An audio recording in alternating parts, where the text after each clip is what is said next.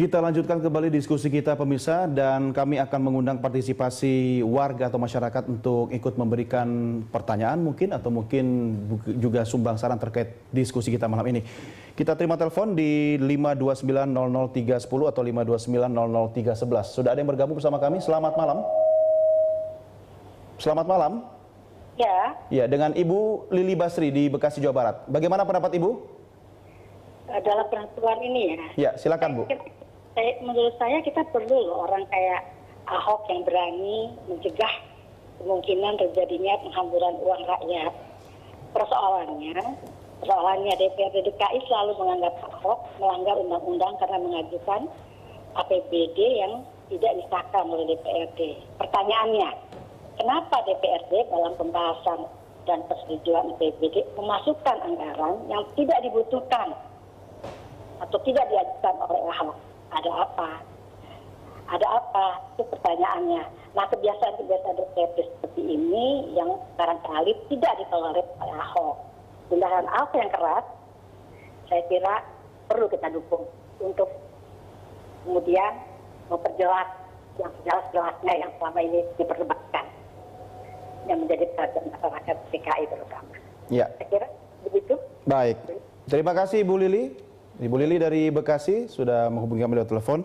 Dan pemirsa, apabila Anda ingin memberikan pertanyaan, statement atau komentar terkait diskusi kita, dapat mention kami di Twitter kami di @berita1tv. Pak Taufik, Anda dan teman-teman melakukan ini bukan karena benci sama Ahok? Bukan dong. Gimana urusannya benci? Orang tadi saya bilang kan, mula-mula sangat harmonis. Kita toleransinya banyak, minta waktu dipercepat, kita okein gitu loh. Sangat beneran, ini saya nggak mengada-ngada, ini apa adanya itu ya. Kalau memang tidak ada tendensi tertentu, kenapa tidak dibiarkan saja? Artinya begini. Dibiarkan sih nggak boleh. Maksudnya begini, yang dianggap dengan kebutuhan hak angket itu terhadap sesuatu yang sangat krusial, penting, vital itu kan sebenarnya upaya pencegahan korupsinya, Pak, bukan terhadap prosedurnya. Bukan dong, ini orang melanggar masa kita diamin. Anda bagaimana sih? Sebelum hak angket, kenapa tidak melakukan komunikasi lain kepada eksekutif? Kita kan tahu itu setelah dia kirim. Makanya ke DPRD kaget. Tidak dianggap nih DPRD kalau begitu, dibuatlah surat Kementerian Dalam Negeri. Tidak ada audiensi.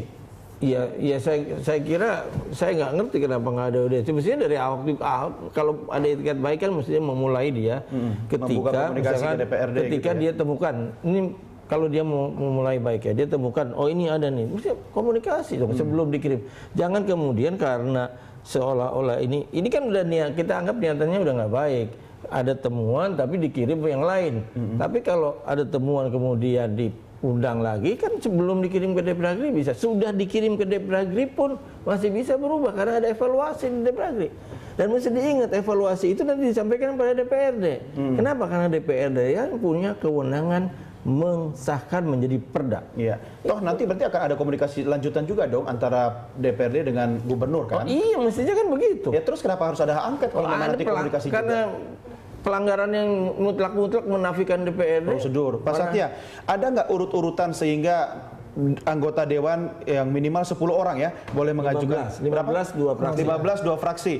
Ya, ini baru sekarang ini semua fraksi di DPRD kompak sekali menghadapi Ahok. Ada nggak urut-urutannya sebelum hak angket harus melakukan apa dulu yang secara prosedur juga? Ya itu tadi itu sudah ada di Undang-Undang 17 2014 tentang MD3 tadi. Jadi ada sekurang-kurangnya 15 orang itu kalau DPRD-nya sebesar DKI, karena kalau lebih kecil jumlahnya itu ada lebih ini kecil. kan hak memang yang melekat pada anggota dewan. Tapi sebelum menggunakan hak ini, apakah tidak ada mekanisme lain yang memang dibenarkan dalam undang-undang?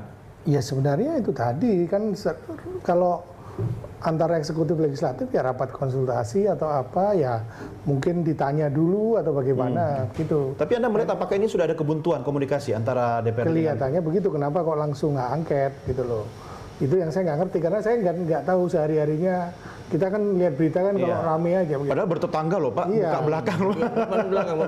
Ada jalan khusus lagi ke DPRD. Ya, kalau rame kita baru tahu, tapi kan yang baik-baik tadi kita nggak pernah dengar gitu. Nah jadi, Pak, ini biar tidak buntu gitu kan. Kalau buntu nanti yang jadi korban kan masyarakat. 60 hari ya Pak ya. Ini prosesnya. Maksimal 60 hari. Maksimal 60 hari. Tapi kan nanti ada kesimpulannya, terus apa ininya, tindak lanjutnya. Jadi ya Paling nggak 30 sampai 60 hari lah saya. Ada celah nggak Pak Satya di antara hak angket yang sudah bergulir ini dengan apa yang disampaikan oleh Gubernur Ahok itu untuk membangun komunikasi politik untuk mengerucut kepada sudahlah ini jangan diteruskan lagi. Bisa. Jadi nanti dijelaskan. Dari mana bolanya? Ya karena dia tadi katanya hari ini sudah membentuk panitia yang mengurusi itu, ya nanti mungkin kalau dipanggil ya dijelaskan ini dan sudah selesai angketnya begitu saja. Kenapa nggak dipanggil saja Pak? Mau, ini makanya saya nggak tahu yang hak angket tidak usah diteruskan tapi dibangun hak komunikasi misalnya. Kan kita melihatnya ada pelanggaran. Jadi jangan gini, jangan kemudian semuanya didesakan pada kami. Padahal yang keliru itu gubernur gitu loh. Ini kan semua. Kalau yang keliru gubernur, iya, harus ada sanksi. Bukan, jangan didesakan pada kami semuanya. Kalau mau memulai komunikasi kami, memulai ini yang salah duluan gubernur. Mestinya begitu dia tahu ini dikembalikan, dia koordinasi dengan kita. Iya, tapi ini kan sudah bergulir Pak. Sekarang kira-kira dari Dewan apa yang sekarang bisa sudah diputuskan, angket sudah diterima, maka sudah dibentuk panitia angket 33 orang itu ya. Kemudian kerjalah sesuai schedule yang mereka buat. Gitu. Dengan resikonya anggaran belum bisa diserap. Dengan segala resiko dan saya kira soal APBD sebagaimana kita koordinasi dengan Mendagri, APBD tetap bisa jalan. Prosedur angket ya jalan, APBD jalan. Saya kira kan ada masalah. APBD bisa tetap jalan dengan kata Mendagri nih. Mendagri bilang akan nanti dikoordinasikan kan oleh Mendagri karena dia pembina dalam hal proses APBD.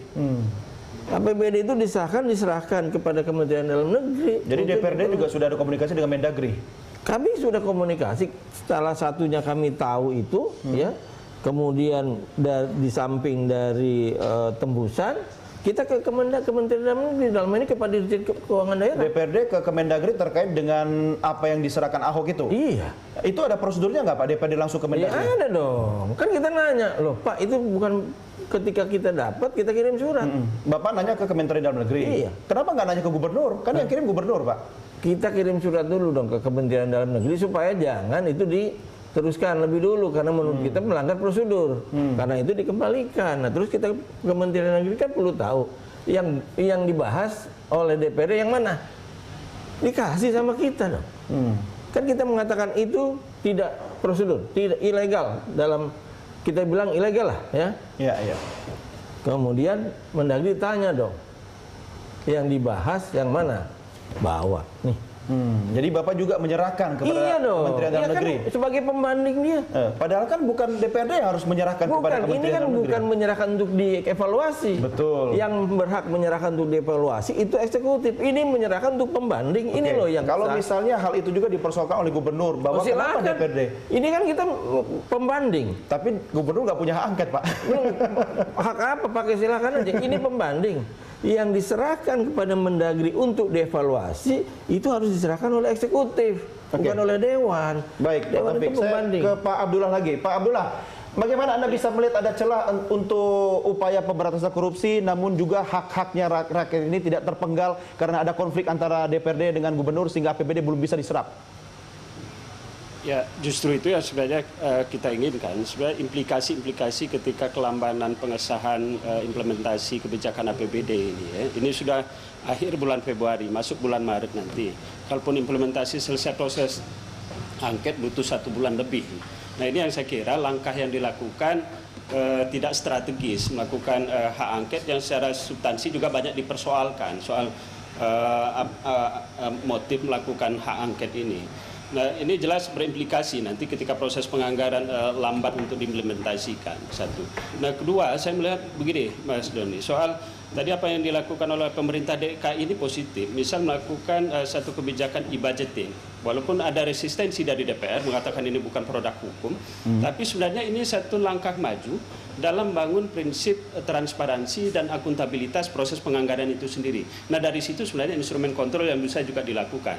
Justru aneh, makanya saya tanya ke Pak Taufik, kenapa teman-teman DPR justru tidak asertif atau atas gagasan e-budgeting yang dibuat. Ini positif. Positif bagi pemerintahan sendiri, positif juga bagi publik. Kemudian tahu sebenarnya prosedur apa silakan di Pak. dalam saya kira sebagai langkah preventif dan pencegahan kita bukan penyimpangan yang terjadi dalam penganggaran. Kelirunya di mana? E-budgeting itu tidak masuk dalam prosedur pembahasan APBD. Oke. E-budgeting itu alat untuk transparansi. Setelah APBD selesai, masukin e-budgeting supaya tidak yang merubah itu. Jadi pengawasan dalam pelaksanaannya, begitu. Jangan sebelum dibahas Anda masukin e-budgeting. Kalau itu ngapain dibahas? Kalau nggak bisa dirubah kalau sebelum dibahas masuk e-budgeting. Justru itu yang kita nilai langkah yang dilakukan oleh pemerintah DKI dengan kebijakan e-budgeting, seluruh proses penganggaran terekam, tercatat, kalaupun ada perubahan mata anggaran tercatat di situ. Sehingga itu yang diungkap soal ada pembahasan-pembahasan yang kemudian disepakati tiba-tiba ada nomenklatur yang berubah gitu. Iya. Nah, jadi jangan dikira tidak setuju e-budgeting, Mas. Yang kita sampaikan e-budgeting itu tidak masuk dalam proses pengesahan. Anda kan undang-undang ada tuh proses pengesahan urut-urutannya jelas. Ya, oke. Saya paham Pak Taufik. Ini alat kontrol, e-budgeting itu alat kontrol untuk transparansi. Ya, saya paham apa yang Anda maksudkan. Baik, Pak Abdullah, begini, Pak Abdullah. Sekarang semangatnya adalah begini. Apapun yang terjadi sekarang antara DPRD dengan gubernur itu kan masing-masing menjalankan fungsinya. Menurut Pak Taufik menjalankan fungsinya juga sebagai DPRD. Nah, kalau misalnya antara DPRD dan gubernur konflik berkepanjangan seperti telenovela yang tak berujung, masyarakat jadi korban, bisa nggak rakyat melakukan class action? Ya sangat mungkin atas kebijakan yang tidak keputusan yang tidak dibuat oleh pemerintah. Class action kepada siapa tujuannya? DPR. Ya bisa jadi para pihak yang memang menghambat proses persetujuan kebijakan publik tadi.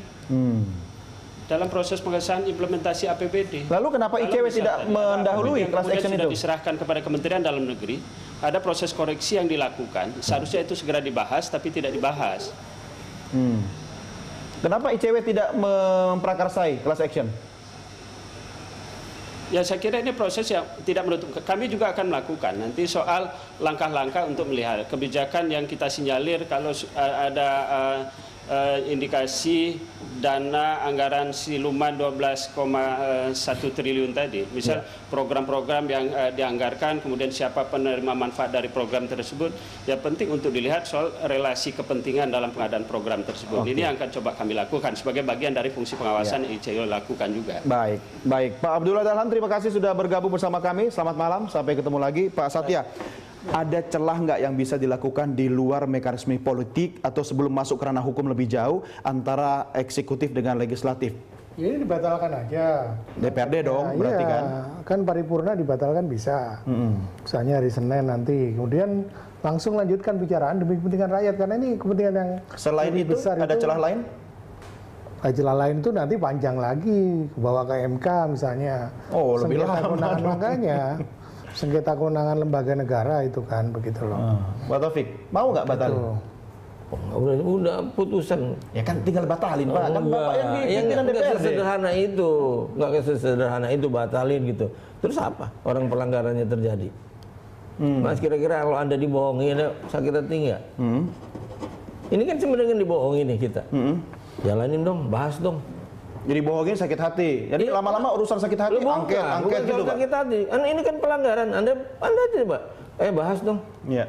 Tiba-tiba udah selesai pembahasan, capek-capek bersama SKPD loh. Bukan sendiri Dewan ini, bersama SKPD. Tahu-tahu Anda nggak apa-apain tuh hasilnya. Malah dikasih yang lain. Oke. Ini yang saya kira harus dipahami dulu. Inilah pokok masalahnya. Ya, Pak Taufik, terlepas dari apa yang Anda sampaikan, persepsi publik sekarang ini mengatakan bahwa DPRD tidak pro pemberantasan korupsi. Apakah Anda tidak melihat suara rakyat sebagai wakil rakyat? Enggak dong. Kata siapa nggak pro pemberantasan korupsi? Itu kan karena memang dibuatnya, dipersepsikan seolah-olah. Yang buat siapa? Enggak. Kalau Anda lihat kan bagaimana gubernur mengalihkan isu kekeliruan yang dilakukan, terus segala macam dibangun sama dia gitu. Kalau kami selama berjalan benar, kami nggak pernah masalah. Anda merasa benar, gubernur merasa benar, nggak ketemu-ketemu nanti, Pak? Enggak, benar bukan diuji oleh undang-undang dong, benarnya. Bukan benar kata diri kita. Jadi kita lihat hasil hak angketnya seperti apa? Kata undang-undang. Baik, Pak Taufik, kemana ini akan bermuara? Singkat saja, Pak. angket, penyelidikan, kemana bermuara terserah hasil dari angket itu. Ya, Anda tidak punya target mengganti Ahok misalnya? Saya nggak ada urusan. Bukan Anda, teman-teman di DPR misalnya? Saya kira jalur prosedur penyelidikan itu hasilnya apa bisa saja. Bisa saja apa? Bisa saja impeachment? Bisa saja kalau ada unsur pidana kan begitu diserahkan. Jadi kalau dipidana berarti melanggar undang-undang. Undang-undang bunyinya begini nih, kalau ada unsur pidana dari temuan itu diserahkan pada yang berwajib. Intinya Pak Taufik, Anda dan teman-teman berusaha mencari alasan bahwa gubernur itu melanggar undang-undang. Bukan mencari, memang udah melanggar. Membuktikan pelanggaran undang-undang. Bukan mencari alasan. Jadi kalau melanggar undang-undang bisa diganti gitu? Iya, ketentuannya seperti apa? Silahkan Anda baca. Oke, celahnya mungkin tidak ada, Pak. Kalau hanya prosedur itu, saya belum tahu. Karena saya itu tadi juga yang waktu news tadi, yang istirahat, tadi kan nggak tahu mana yang benar, katanya angka itu muncul setelah disetujui. Ketika mau ditandatangani, ketika disetujui nggak ada 12 yang triliun. Setelah mau diteken ada. Itu tadi yang menurut berita loh ya. Artinya kan begini Pak, semangatnya ini betul, tapi kan semangatnya ketika hal ini tidak usah berlanjut kepada hak angket dan seterusnya, mungkin ada komunikasi bisa dibangun. Tapi kalau ujung-ujung dari hak angket itu ternyata bisa memberhentikan gubernur, kan sepertinya juga masing-masing sudah punya target tertentu. Ya, mungkinan begitu, tapi kalau saya lihat kalau hanya soal itu tidak sejauh itu, saya kira begitu. Tidak sejauh itu, Pak ya? Iya, maksudnya sanksi yang dalam undang-undang begitu. Baik, Pak Satrio Adinanto, terima kasih bersama kami. Pak Taufik, terima kasih. Selamat bertugas kembali buat Pak Taufik dan teman-teman.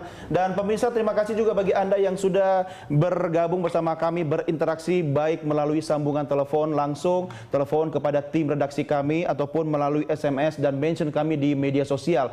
Kami mohon maaf karena diskusi ini memiliki keterbatasan sehingga tidak semua telepon ataupun SMS dan pesan melalui sosial media bisa kami tayangkan di layar kami. Sampai hari ini, detik ini, sebanyak 589 SMS kami terima sepanjang dialog ini kami lakukan. Di antaranya juga ada 72 telepon dan ratusan lainnya yang mention kami melalui sosial media. Terima kasih atas perhatian Anda dan selamat malam.